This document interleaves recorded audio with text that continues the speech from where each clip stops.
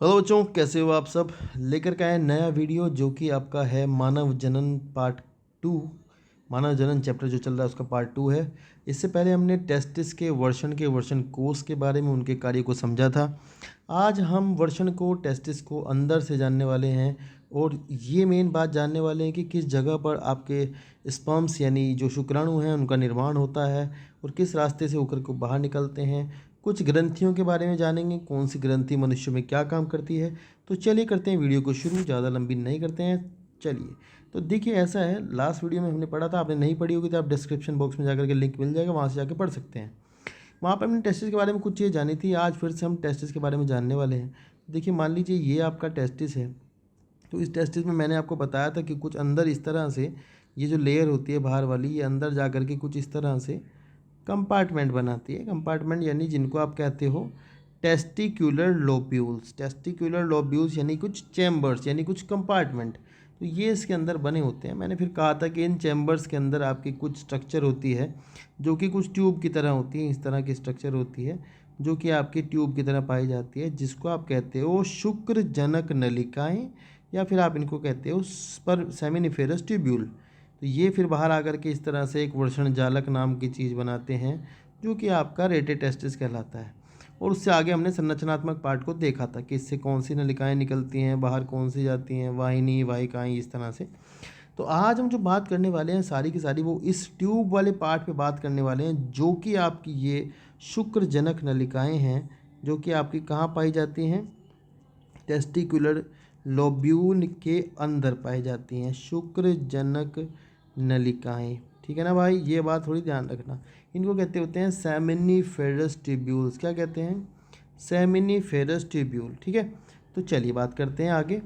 ऐसा है भैया, अगर आप एक टेस्टिस का सेक्शन काट लो, मान लीजिए आप एक टेस्टिस को सेक्शन काट लेते हो, ट्रांसवर्स सेक्शन काट लेते हो, तो सेक्शन काटने पर आपको क्या दिखेगा? जो ट्यूब वाली संरचना है ना, वो आपको कुछ इस तरह से दिखाई देंगी।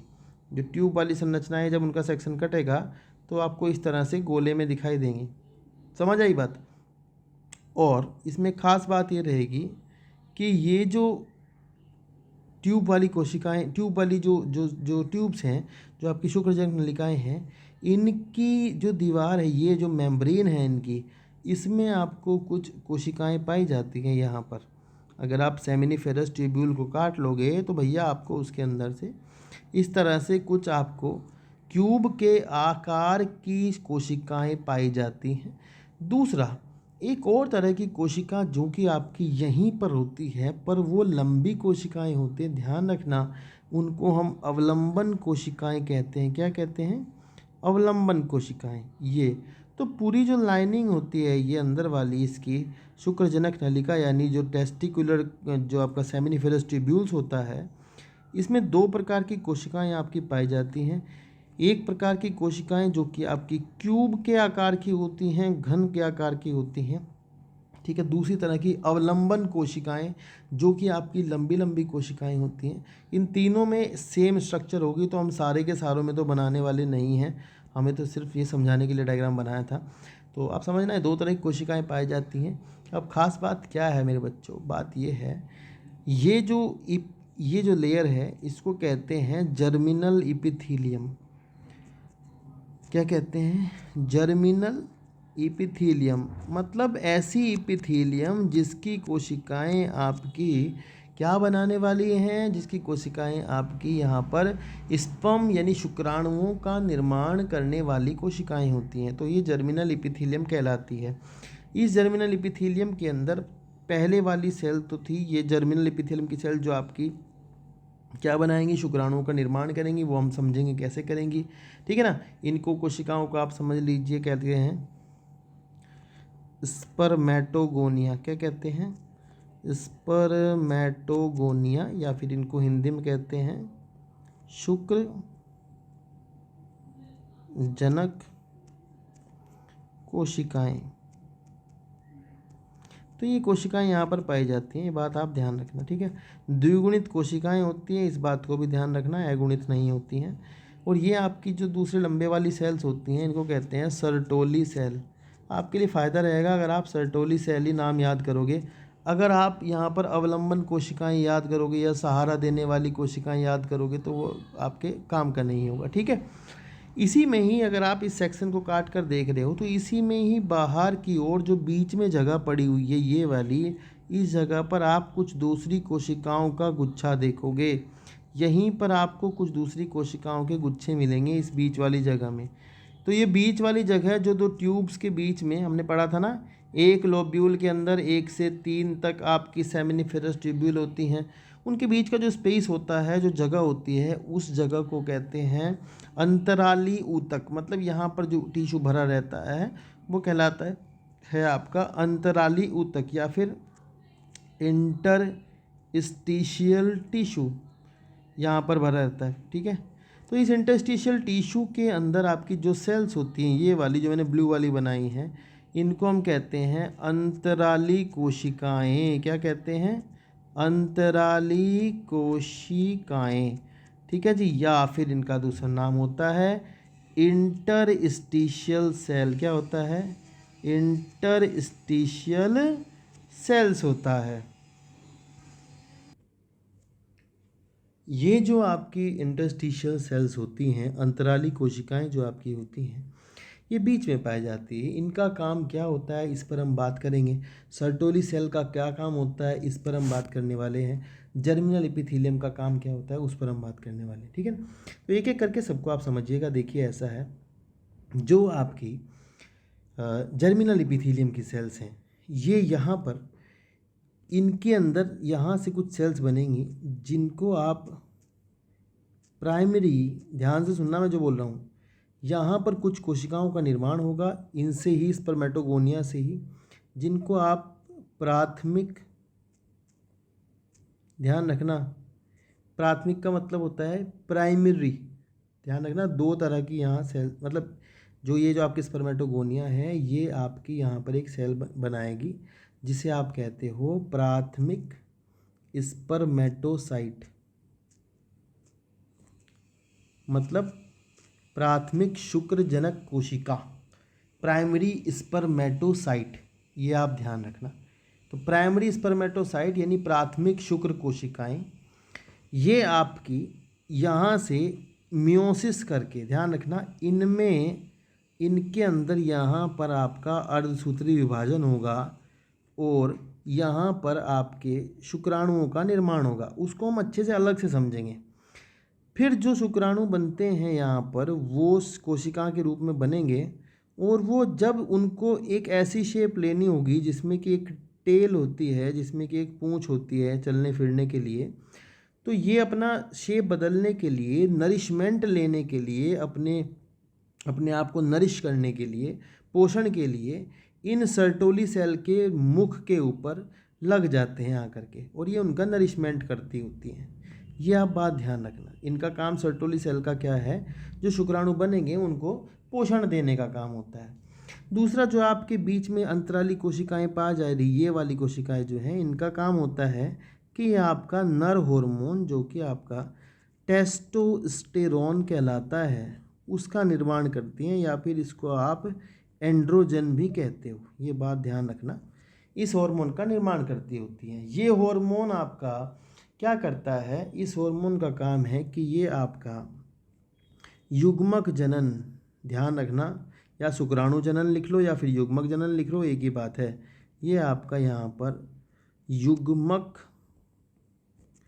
जनन में मदद करता है, यानी कि इस पर मैटोजेनेसिस में मदद करता है, ठीक है ना। ठीक है, ये बात आपको ध्यान रखनी होगी। सर्टोली सेल के और भी दूसरे मुख्य फंक्शन हैं जो मैं आपको पढ़ाऊंगा अभी के लिए। आप ये, मुझे लगता है ये आप डायग्रामेटिक जो बात है ये आप समझ गए होंगे। अब आप आराम से एक बात को समझें। देखिए, हमारे अंदर एक ग्लैंड होती है, ग्रंथि होती है, जिसका नाम होता है पिट्यूटरी। क्या होता है? Pituitary gland. यहीं पर मैं आपको बताता हूँ वो वाली बात भी ना। हमारे अंदर एक ग्रंथि है, इसका नाम है पिट्यूटरी, ठीक है। ये पिट्यूटरी ग्लैंड जो होती है आपकी, पिट्यूटरी जो ग्रंथि होती है, ये मस्तिष्क में होती है आपकी। ये आपकी हाइपोथैलेमस, ये आपका अग्र मस्तिष्क का एक पार्ट है, हाइपोथैलेमस। इसके कहने से काम करती है। हाइपोथैलेमस आपका पिट्यूटरी को कहता है एक हार्मोन के माध्यम से, इसका नाम है GnRH, गोनैडोट्रोपिन रिलीजिंग हार्मोन। आप ध्यान रखना, इंग्लिश में याद करोगे, गोनैडोट्रोपिन रिलीजिंग हार्मोन के थ्रू कहता है पिट्यूटरी को कि तुम 2 हार्मोन बनाओ जिनको कहते हैं गोनैडोट्रोपिन। अलग से भी पढ़ूंगा, आज भी बताऊंगा इसको, गोनैडोट्रोपिन। तो 2 तरह के गोनैडोट्रोपिन होती है बच्चों, एक होता है LH ल्यूटिनाइजिंग हार्मोन, एक होता है FSH फॉलिकल स्टिमुलेटिंग हार्मोन। क्या होता है, हाइपोथैलेमस से हार्मोन पिट्यूटरी के पास आता है, पिट्यूटरी बनाती है गोनैडोट्रोपिन। 2 तरह के होते हैं, LH और FSH। LH है आपका ल्यूटिनाइजिंग हार्मोन, FSH है फॉलिकल स्टिमुलेटिंग हार्मोन। LH आपका इन सेल्स को, जिनको हमने अंतराली कोशिकाएं कहा था, जिनका दूसरा नाम है लेडिग सेल, क्या है इनका नाम, लेडिग सेल या इंटरस्टिशियल सेल। तो LH आपका लेडिग सेल के ऊपर काम करता है, ध्यान रखना मैंने यहाँ लगाया निशान। LH आपका लेडिग सेल के ऊपर काम करता है। किसके ऊपर काम करेगा, L से L आप याद रखोगे, लेडिग सेल। और लेडिग सेल बदले में क्या बनाएंगी भाई, एंड्रोजन। एंड्रोजन क्या होता है, नर हार्मोन होता है जो आपका स्पर्म बनने में, शुक्राणु बनने में मदद करता है। इसी तरह FSH जो होता है ये आपका सर्टोली सेल के ऊपर काम करता है, और सर्टोली सेल बदले में जो है, जो आपके शुक्राणु हैं उनके पोषण में मदद करती होती है। इस पर हम दोबारा भी बात करेंगे, आज के लिए मैंने क्योंकि डायग्राम बनाया था तो आपको बताना ज़रूरी था, इसलिए आप ये समझ गए होंगे ये वाली चीज़ें यहाँ पर हो रही होती हैं, ठीक है ना बात। नेक्स्ट एक पॉइंट और लास्ट में बता दूँ आपको, जो सर्टोली सेल होती है वो चलो छोड़ो, ये हार्मोन में मैं बताऊँगा उस वाली बात को ना, आज अभी के लिए उसे छोड़ देते हैं, जब मैं आपको हार्मोनल कंट्रोल इसका समझाऊँगा तब मैं आपको बताऊँगा, ठीक है ना। तो इसके अंदर से आपके स्पर्म बनने के बाद, ध्यान रखना, सेमिनिफेरस ट्यूब्यूल जो आपका है, जो ये नलिकाएं, शुक्रजनक नलिकाएं हैं जो आपकी, इनके अंदर से बनने के बाद आपके जो स्पर्म होते हैं वो आपके इसमें पहुंचते हैं, वर्षण जालक के अंदर। वर्षण जालक होता है रेटे टेस्टिस, क्या होता है, रेटे टेस्टिस। और रेटे टेस्टिस से वो जाते हैं ऊपर, बाहर निकलते हैं, फिर वो पाथ जो मैंने आपको बताया था पहली वीडियो में, वास इफ्रेंसिया इपिडायडेमिस, उन नलिकाओं से होते हुए बाहर निकल जाते हैं, ठीक है बात।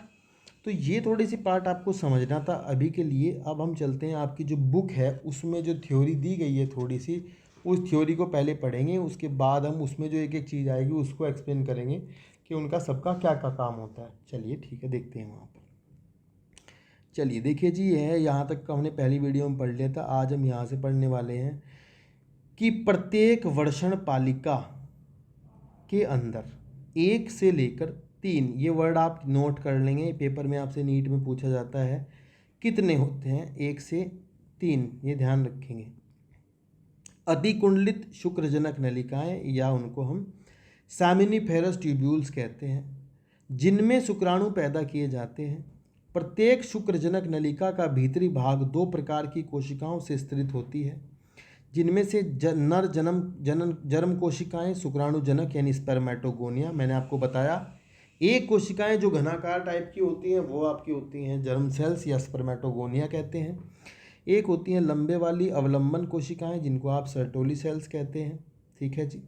नर जर्म कोशिकाएं मियोसिस करके अर्धसूत्री विभाजन के पश्चात, किसके पश्चात भाई, अर्धसूत्री विभाजन के पश्चात क्या करती हैं, आपके शुक्राणुओं का निर्माण करती है। नर जनन कोशिकाएं अर्धसूत्री विभाजन के पश्चात शुक्राणुओं का निर्माण करती होती हैं, जबकि जो आपकी सर्टोली सेल्स होती हैं वो क्या करती होती हैं, वो आपके जर्म कोशिकाओं को पोषण प्रदान करती हैं। तो दोनों बातें आप ध्यान रखेंगे, आपकी जो शुक्राणु बनाने वाली कोशिकाएं हैं उनको भी पोषण देती हैं सर्टोली सेल, ठीक है ना। ये सर्टोली सेल लंबे वाली जो कोशिकाएं थी वो इनको भी पोषण देती हैं, और जो नए बनने वाले आपके स्पर्म्स होते हैं, जो नए बनने वाले शुक्राणु होते हैं, उनको भी देती है पोषण। फिर लिखा है शुक्रजनक नलिकाओं के बाहरी क्षेत्र को अंतराली स्पेस कहा जाता है, तो मैंने वही बताया आपको, इंटरस्टिशियल स्पेस या इंटरस्टिशियल टिश्यू वहाँ पर होता है। उसमें कुछ कोशिकाएं मिलती हैं, रुधिर वाहिनियाँ मिलती हैं। उन कोशिका, ध्यान रखना, उन अंतराली कोशिकाओं को लीडिक कोशिकाएं कहा जाता है। तो this is the most important question, ये आप याद रखोगे कि भाई लीडिक सेल्स कहाँ पाई जाती हैं। आप ध्यान रखोगे जो आपके सेमिनिफेरस ट्यूब्यूल होते हैं, ट्यूब्यूल के बाहर वाला जो एरिया होता है उस एरिया में आपकी लीडिक सेल्स मिलती होती हैं। ठीक है जी। अगर लिखा है लीडिक कोशिकाएं पुंजन, देखिए यार पुंजन मतलब इतना खतरनाक थोड़ी लिखते हैं, टेस्टोस्टेरॉन यानी एंड्रोजन हार्मोन का निर्माण करती हैं। ये शब्द आपको ध्यान रखना है। ठीक है जी। कौन सा हार्मोन है? पुंजन एंड्रोजन नाम का हार्मोन बनाती है, जो कि आपका मनुष्य में, ह्यूमंस में आपका टेस्टोस्टेरॉन कहलाता है। तो नामक वर्षण हार्मोन संश्लेषित व स्रावित करती है। यहाँ पर कुछ अन्य कोशिकाएं भी होती हैं जो प्रतिरक्षात्मक कार्य करती हैं। तो भाई कुछ और कोशिकाएं यहाँ पर पाई जाती हैं जो आपके यहाँ पर प्रतिरक्षा करने में मदद करती हैं, मतलब कुछ चीज़ों को भक्षण करने में मदद करती हैं। तो एक प्रकार की भक्षी कोशिकाएं यहाँ पर होती हैं, जो कि यहाँ पर एक तरह से हमारे अंदर इस जगह पर प्रतिरक्षा का काम करती होती हैं। ये आप बात ध्यान रखोगे। ठीक है जी। अब इन्होंने लिखा है कि भाई पुरुष लिंग सहायक नलिकाओं के अंतर्गत वर्षण जालिकाएं, वही रहते टेस्टिस आपको पता है, और शुक्र वाहिकाएं वास इफरेंशिया, अधिवर्षण एपिडाइडेमिस, शुक्रवाहक वास डिफरेंस, ये नलिकाएं होती हैं। तो यार देखो ऐसा है, आपको मैं इनके बारे में कुछ कुछ बातें बताने वाला हूँ सब के बारे में। देखो वर्षण जालिका का तो काम है कि भाई वहाँ से जो स्पर्म बनेंगे वो उसमें से निकल करके बाहर आ जाएंगे। जो आपकी शुक्र वाहिकाएँ होती हैं इनका भी वही काम होता है कि इनमें से, बस ये रास्ता आपको थोड़ा याद रहना चाहिए कि इनमें से कहाँ निकल करके क्या कहाँ जाएगा, ये वाली चीज़ें आपको पता होनी चाहिए। ठीक है। तो अब ध्यान रखना, वर्षण जालिकाओं से आपके निकल के स्पर्म जो है वो शुक्र वाहिकाओं में जाएंगे। शुक्र वाहिकाएँ यानी वास इफ्रेंसिया, वास इफ्रेंसिया आपकी इपिडिडाइडमिस यानी अधिवर्षण में खुलती होती हैं। अब हम थोड़ा सा जो बात करेंगे वो अधिवर्षण पर करेंगे। क्यों? क्योंकि इसके सवाल पेपर में आते होते हैं। देखिए भैया ऐसा है, जे मान लीजिए आपका टेस्टिस है जी, इस टेस्टिस में भाई मेरे यहाँ पर ये अधिवर्षण है आपका, ये जो मैंने बनाई है ना, ये इसको कलर कर देते हैं दूसरा, लाओ, ये अधिवर्षण है, ये ठीक है जी, ये अधिवर्षण है। फिर ये जब ऊपर जाता है ना यहाँ पे, तो फिर ये बन जाता है शुक्रवाहक। क्या बन गया? शुक्रवाहक। तो अभी जो ये मैंने कलर किया है इसको मैं कलर भी कर देता हूँ ताकि आपको प्रॉब्लम ना हो। ये आपका जो है ये आपका अधिवर्षण है, जिसको इपिडिडाइमिस कहते होते हैं। भाई साहब ध्यान रखना है बच्चों मेरे कि इसके अंदर ये 3 पार्ट होते हैं। ध्यान रखना, ये इसका शीर्ष कहलाता है। क्या कहलाता है? शीर्ष। ये इसका मध्य कहलाता है, जो इसकी बॉडी होती है। एक इसका नीचे का पार्ट जो पूंछ होता है, पुच्छ। इंग्लिश में इनके तीनों के नाम हैं कॉपुट, कॉर्पस, कॉडा। 3 आपकी एपिडाइडमिस होती हैं, कॉपुट, कॉर्पस और कोडा। 3 पार्ट में ये बटा होता है। इसकी एक सवाल आता है कि ये 6 मीटर लंबी होती है। आप नोट कर लेना ये सब बातें, लगभग अगर इसको खोल दें तो ये 6 मीटर तक लंबी हो जाती है। दूसरी बात आप ध्यान रखोगे, इनका काम क्या होता है, इनके अंदर जाओगे अगर, तो इनके अंदर जाने पर आप देखोगे कि इनकी सतह पर इस तरह से छोटे छोटे बहुत सारे इनकी जो एपिथेलियम होती है, अंदर की जो लेयर होती है, उसके ऊपर आपको यहाँ पर स्टेरोसीलिया मिलेंगे। क्या मिलेंगे? 2 तरह के सीलिया होते हैं, शायद आपको तो पता भी नहीं होगा, मैं बता दूं। स्टेरोसीलिया जो होते हैं, मतलब 2 तरह के सीलिया होते हैं, एक काइनोसीलिया होते हैं, एक स्टेरोसीलिया होते हैं। ये समझ लो कि ये सीलिया जो होते हैं ये बस यहाँ पर इस तरह की गतियाँ करते हैं, जिससे कि जो स्पर्म्स हैं, जो आपके स्पर्म निकल के अंदर से आएंगे, स्पर्म्स को यहाँ से निकल करके बाहर की तरफ जाने में मदद मिले। तो भैया स्पर्म जो है इसके अंदर हैं बहुत सारे, उन स्पर्म्स को यहाँ से निकल करके बाहर जाने में मदद मिलती है, मूवमेंट करने के लिए, चलने के लिए उसके यहाँ पर होते हैं। ठीक है। दूसरा सवाल है, इसके अंदर शुक्राणु का पूरी तरह से मैचुरेशन होता है। आपको सवाल अगर आए कि शुक्राणुओं का परिपक्वन कहाँ होता है, तो भैया आपका आंसर होगा शुक्राणुओं का परिपक्वन, वो देख लेना हिंदी का वर्ड अपने आप, परिपक्वन कहाँ होता है, मैचुरेशन आपका इनके अंदर होता है। दूसरी बात है, ये जो पूंछ वाला पार्ट है इसका, ये लगभग 1 मंथ तक, 1 महीने तक ये आपके शुक्राणुओं का संग्रह कर सकते हैं। तो ये क्या करते हैं, शुक्राणुओं को स्टोर करके रखते हैं, संग्रह करके रखते होते हैं, उनका मैचुरेशन करते हैं। ठीक है जी बात।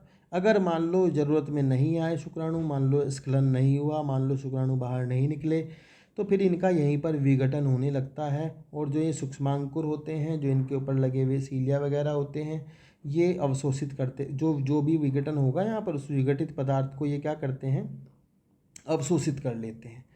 या फिर अगर मान लो यहाँ से स्पर्म जो है बाहर जाएंगे, तो वो यहाँ से निकल करके आपके वास डिफरेंशिया, जिसको हम कहते हैं शुक्रवाहक, उससे निकल करके बाहर चले जाएंगे। ठीक है भैया, ये बात आप ध्यान रखना, इम्पोर्टेंट बात है। अगली वास डिफरेंस जो यहाँ से बाहर निकल कर जा रही है, इसकी खास बात होती है, इस पर आप नोट कर लीजिएगा यहाँ पर, कि वास डिफरेंस के अंदर अगर आप इसके अंदर जाओगे, तो इसके अंदर एक इपिथीलियम होती है। यहाँ पर ये सवाल पूछा जाता है कि इसकी इपिथीलियम कैसी होती है, तो अब आपका उत्तर होता है इसकी इपिथीलियम कूट स्तरित। ये आपको वहाँ पढ़ाई जाएंगी 11th क्लास के सिलेबस में, कूट स्तरित इपिथीलियम कैसी होती है। ठीक है, कूट स्तरित को इंग्लिश में कहते हैं स्यूडो स्ट्रेटिफाइड। ठीक है, ये आप स्तरित इपिथीलियम आपको वहाँ पढ़ाई जाएंगी 11th का चैप्टर में, तो वहाँ से जानेंगे। यहाँ से डायरेक्ट क्वेश्चन याद करना है कि इनकी जो कैसी इपिथीलियम होती है, तो आप बताए ना, कूट स्तरित होती है। ये भी शुक्राणुओं को आपके इकट्ठा करके रख सकती हैं, स्टोर करके रख सकती हैं। इनकी दीवारों के अंदर से कुछ तरल पदार्थ निकलते रहते हैं, कुछ स्रावी पदार्थ निकलते रहते हैं, जो आपके क्या करते हैं, यहाँ दीवारों को चिकना करते हैं, जिससे कि शुक्राणुओं को मूवमेंट करने में, शुक्राणुओं को चलने में इसके अंदर मदद मिल सकती हो, और कहीं ना कहीं पोषण करने में भी मदद करते होते हैं। इस बात का ध्यान रखना। इसकी लंबाई ऐसा बताते हैं कि इसकी लंबाई लगभग 45 सेंटीमीटर तक इसकी लंबाई होती है। और ये यहाँ से टेस्टिस में से, आपको पता ही है, कल लास्ट वीडियो में हमने बताया था, निकल करके बाहर आपकी श्रोणी वाले एरिया में जाती है, फिर ये आपकी मूत्र नलिकाओं के ऊपर से निकलती है, और जा कर के ये कहाँ जुड़ती है बच्चों, जा कर के ये शुक्राशय ग्रंथि की नलिका से जुड़ जाती है। ये मैंने आपको पढ़ाया था लास्ट वीडियो में। शुक्राशय ग्रंथि की नलिका से जुड़ेगी, फिर वहाँ एक नलिका बनाएगी, जिसे हम स्खलन नलिका कहते हैं। जैसे कि इस डायग्राम में मैं आपको एक बार ज़रा सा दिखाता चलूँ, ताकि आपकी याद हो जाए कुछ चीज़ें ना। इस डायग्राम में आप देख सकते हो, ये यहाँ पर ना, यहाँ पर ये आपका शुक्राशय है, जो सेमिनल वेसिकल जो दिख रही है आपकी, शुक्राशय की जो नलिका होती है, इसमें तो आपको दिखेगा नहीं, शुक्राशय की नलिका से वास डिफरेंस आकर के जुड़ जाती है। मैंने डायग्राम बनाया था, उसमें आप देख सकते हो यहाँ पर ये शुक्राशय की नलिका जो थी, ये शुक्राशय है, सेमिनल वेसिकल जो आप यहाँ आप देख रहे हो, ये वाली, इसकी जो नलिका है उससे आकर के जुड़ जाती है आपकी कौन, वास डिफरेंस, और बना लेते हैं इजैकुलेटेड डक्ट। इजैकुलेटेड डक्ट जो होती है बेटे, उसको कहते हैं स्खलन नलिका। ये मैंने उस दिन भी बताया था लास्ट वीडियो में, आज भी आप बता रहा हूँ, आपको पेपर में आएगा आएगा आएगा आएगा आएगा। ठीक है, ये याद कर लेना। चलिए जी, वापस चलते, किताब में क्या लिखा हुआ एक बार वहीं पढ़ते हैं फिर से। फिर हम पहुंच जाते हैं यहाँ पर, यहाँ लिखा हुआ है कि भाई वर्षण की शुक्रजनक नलिकाएं, ध्यान से देखो क्या लिखा है, वर्षण की शुक्रजनक नलिकाएं वर्षण नलिकाओं के माध्यम से शुक्रवाहिकाओं में खुलती हैं।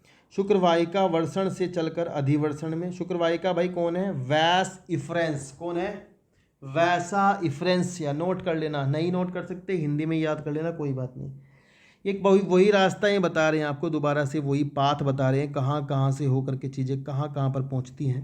तो कह रहे बोले शुक्रवाहिका वर्षण से चलकर अधिवर्षण में खुलती है। प्रत्येक वर्षण के पश्च सतह पर, बस यही जो पॉइंट है ना, ये वाला, इसको याद रखना है, नीट में ये पूछते हैं इस तरह से, अंदर से पूछेंगे, ध्यान रखना, पश्च सतह पर, कहाँ पर, पश्च सतह पर स्थित होती है। यह अधिवर्षण शुक्रवाहक की ओर बढ़ते हुए उदर की ओर ऊपर जाती हैं, इस पर हमने पिछली वीडियो में बात करी थी। और मूत्राशय के ऊपर की ओर लूप बनाती हैं, उसके ऊपर टंग जाती हैं, जाकर के खूंटी पर टंगते हैं जैसे वैसे। इसमें शुक्राशय से एक वाहिनी आती है, देखो यार ये वही है, सेमिनल वसाइकल कहते हैं इसको। इसकी वाहिनी होती है, इसकी एक डक्ट होती है और मूत्र मार्ग में स्खलनीय वाहिनी के रूप में खुलती है। तो मेरे बच्चों याद रखना है कि भैया जो आपकी वो होती है वास डिफरेंस जिसको कहते हैं, वो वास डिफरेंस आपकी एक शुक्राशय की नलिका से जुड़ करके स्खलनीय वाहिनी इजैकुलेटरी डक्ट, इसका नाम है इजैकुलेटरी डक्ट। बेटे याद कर लेना, हिंदी इंग्लिश में पूरे पूछा जाएगा दबा करके, कभी आप कहो क्या ही हो गया ये फिर पेपर में। इजैकुलेटरी डक्ट में खुलती है। अब इजैकुलेटरी डक्ट जाकर के आपकी यूरिथ्रा से जुड़ जाती है। यूरिथ्रा में क्या होता है, मूत्र होता है। तो ये लिखा है नलिकाएं फिर आकर के मूत्रवाहिनियों में, मूत्रमार्ग में जुड़ जाती हैं। ये नलिकाएं वर्षण से प्राप्त शुक्राणुओं का भंडारण करती हैं, बिल्कुल सही बात है, स्टोर करती हैं और बाहर स्थानांतरण करती है। मूत्र मार्ग मूत्राशय से निकलकर पुरुष के शिशन पेनिस के माध्यम से गुजरता हुआ बाहर एक छिद्र के रूप में खुलता है, जिसे मूत्राशय मुख या यूरिथ्रल मेटस कहा जाता है। ठीक है जी। चलिए लास्ट में एक छोटा सा इन्होंने पैराग्राफ दिया है, ग्रंथियों के बारे में जरा सी बात करने की कोशिश करी है, वैसे तो करी नहीं है, तो उसके बारे में जो हमें बताना है वो हम बताएंगे, जो यहाँ लिखा है उसकी बात कर लेते हैं। यहाँ लिखा है शिशन पुरुष की बाहरी जननेंद्रिय है। यह विशेष प्रकार के ऊतकों का बना होता है जो शिशन के उद्घर्षण या उठान इरेक्शन में मदद करते हैं और इंसेमिनेशंस को यानी स्पर्म्स को वेजाइना में पहुंचाने में मदद करते हैं। शिशन का अंतिम वर्धित भाग शिशन मुंड ग्लैंस पेनिस कहलाता है। तो यही एक सवाल जो इस पैराग्राफ से नीट में आता है, बाकी कुछ नहीं आता है, ध्यान रखना। ग्लैंस पेनिस किसे कहते हैं, टिप जो होती है उसको कहते हैं। तो अगला जिसे ढीली त्वचा से ढका होता है, जिसे अग्रछत्र और फोरस्किन कहते हैं। ठीक है ना। चलिए नेक्स्ट हमारा जो टॉपिक है वो है ग्रंथियाँ। कौन सा टॉपिक है, पुरुषों में कौन कौन सी ग्रंथियाँ होती है। भाई हम सारी ग्रंथियों की बात कर लेंगे। देखो यार, पहली ग्रंथि लिखी है एक जोड़ा शुक्राशय। चलिए जी, एक जोड़ा शुक्राशय मतलब सेमिनल वसाइकल। हमारा कर्तव्य है कि हम इंग्लिश में भी पढ़ेंगे, हिंदी में भी। सेमिनल वसाइकल पेयर में होती हैं। काम क्या होता है भैया, सबसे पहला काम क्या है इसका, आपको ध्यान रखना है। ये 5 सेंटीमीटर की एक थैली जैसी संरचना होती है। कितने सेंटीमीटर की, 5 सेंटीमीटर की थैली जैसी संरचना होती है। इसकी खास बात होती है बेटा, ये फ्रक्टोज शुगर बनाती है। जैसे मम्मी टिफ़िन देती है ना, तो ये ऐसे ही स्पर्म्स को टिफ़िन देती है कि लो बेटे टिफ़िन में फ्रक्टोज दे रही हूँ, इसे खा लेना। तो मनुष्य के शरीर में फ्रक्टोज जो शर्करा होती है वह केवल आपको कहाँ मिलेगी, वीर्य में मिलेगी या सीमेन में मिलेगी। ठीक है। रेप का अगर टेस्ट होता है तो रेप टेस्ट में पहला टेस्ट होता है फ्रक्टोज का। आप ये नोट कर लेना, बात ना पेपर में आता है कि रेप टेस्ट में कौन सी शर्करा यूज होती है, फ्रक्टोज टेस्ट होता है। तो ये फ्रक्टोज बनाती है, साथ ही साथ कुछ प्रोस्टाग्लैंडिन बनाती है। ये प्रोस्टाग्लैंडिन जो ऐसे पदार्थ होते हैं जाकर के स्टेरॉयड होते हैं, ये क्या होते हैं, स्टेरॉयड।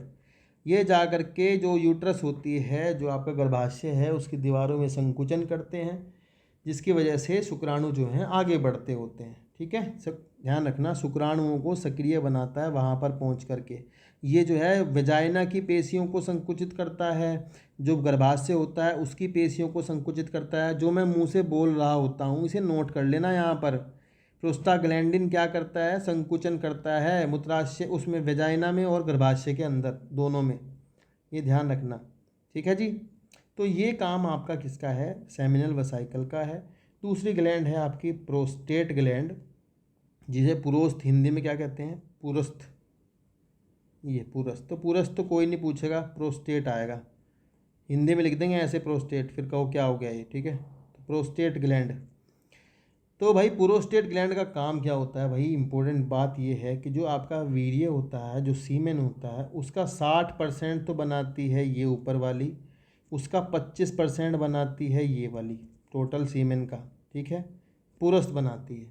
इसमें ये क्या करती है, इसके में ये आपकी कुछ चीज़ें बना करके डाल देती है, जैसे कि सिट्रेट, सिट्रिक एसिड, इसकी वजह से थोड़ा सा अम्लीयता आ जाती है। कुछ एंजाइम डाल देती है, जैसे कि प्रोटीन को डाइजेस्ट करने वाले एंजाइम, प्रोटियोलाइटिक एंजाइम्स ऐड कर देगी उसके अंदर। कौन? पुरस्थ ग्रंथि, ठीक है। जैसे कि उसके अंदर लाइसोजाइम डाल देगी, जैसे कि उसके अंदर और एंजाइम जैसे अमाइलेज डाल देगी शुगर को तोड़ने के लिए। तो कुछ एंजाइमों का ये ऐड करते हैं। दूसरा, ये ऐसे एंजाइम होते हैं जो कि जो सीमेन होता है उसको स्कंदित होने से रोकती है। स्कंदित होने का मतलब है उसको इकट्ठा नहीं होने देती, जमने नहीं देती, उसको मतलब फ्री रखते हैं स्पर्म, ताकि स्पर्म जो है फ्री होकर के मूव कर सकें, भाग सकें, आगे आगे बढ़ सकें। ऐसा है, ठीक है जी। ये ध्यान रखना, इसका बहुत ज़्यादा कैंसर हो जाता है इसमें ना, बहुत ज़्यादा चांसेस होते हैं। नेक्स्ट है, लास्ट है बल्बो यूरिथ्रल ग्लैंड। ये तो ये बल्बो यूरिथ्रल ग्लैंड जो होती हैं ये आपकी कुछ श्रावी पदार्थ बनाते होते हैं। इनका मैं एक नाम बता देता हूँ यहाँ पर आपको। इनका दूसरा नाम है काउपर ग्रंथि। क्या नाम है? Cowper gland. नोट कर लेना, काउपर ग्लैंड। ये आपकी क्या बनाती है? एक ऐसा तरल पदार्थ बनाती हैं जो कि जो सॉरी यार, जो अक्षारीय तरल बनता है। कैसा तरल बनता है?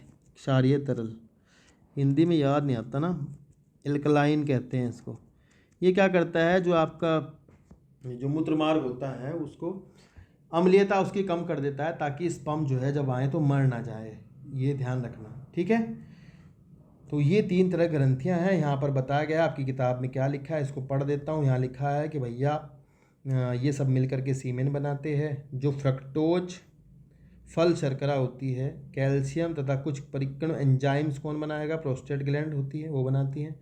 बल्बो यूरिथ्रल ग्रंथियाँ जो होती है वो मैथुन के दौरान सिसिन में स्नेहक पदार्थ बनाने में सहायक होती हैं। भाई वो अक्षारीय तरल होता है, वो अक्षारीय तरल जो होगा वो किस लिए होता है? ताकि मूत्र मार्ग में जो यूरिया होता है उसको क्या कर सके? उदासीन कर सके, उसे न्यूट्रल कर सके, ताकि स्पर्म जो है मूवमेंट करते हुए मर ना जाए। ये बात ध्यान रखना।